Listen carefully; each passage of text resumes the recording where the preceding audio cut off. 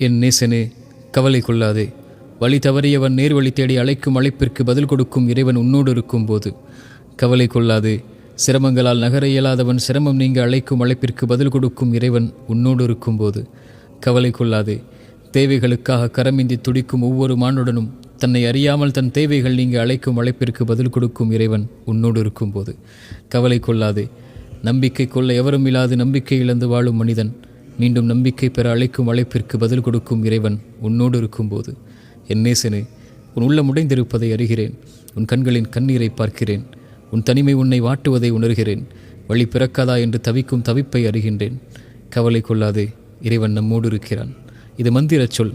தூதரின் தோழர் தூதரிடத்தில் கூறியதை இறைவன் நமக்கு சொல்கின்றான். கவலை கொள்ளாதீர், இறைவன் நம்மோடு இருக்கின்றான்.